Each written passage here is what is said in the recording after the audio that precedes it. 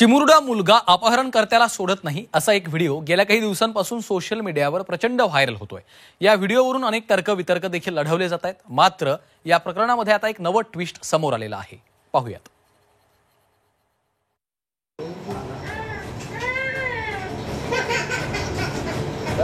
राजस्थानच्या जयपूर मधला हा व्हायरल व्हिडिओ सध्या सोशल मीडियावर प्रचंड चर्चेत आहे।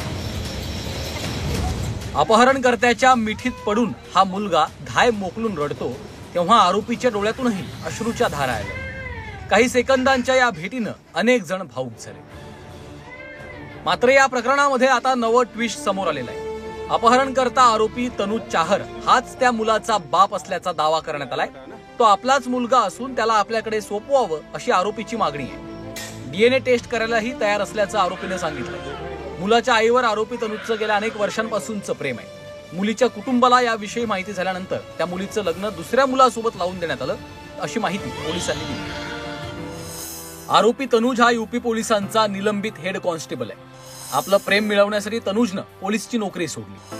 मुलीच्या शोधासाठी जयपूर मधल्या फुटपाथवर तो वर्षभर भिकारी बनून फिरत होता। वेळप्रसंगी त्यानं मोलमजुरीही केली। प्रेयसीचा शोध लागल्यानंतर तिच्या पतीसोबत तनुजनं संपर्क वाढवला। यानंतर मुलीनंही तिच्या पतीला आपल्या प्रेमाबद्दल सांगितलं। त्यानंतर काही दिवसांनी ती गर्भवती राहिली आणि या मुलाचा जन्म झाला। त्यानंतर महिलेनं अचानक तनुज सोबत संबंध तोडले। यावरून तनुज आणि महिलेमध्ये भांडणं सुरू झाली। मुलाला घेऊन आपल्यासोबत चल अशी गळ तनुजनं घातली। मात्र महिलेनं नकार दिल्यामुळे 14 जून 2023ला अखेर आरोपी तनुजनं 11 महिन्याच्या चिमुरड्याचं अपहरण केलं। अपहरणानंतर तनुजनं या मुलाची खूप काळजी घेतली। त्याला त्रास न देता व्यवस्थित सांभाळलं। छान छान कपड्यांसह त्याला खेळणी देत राहिला।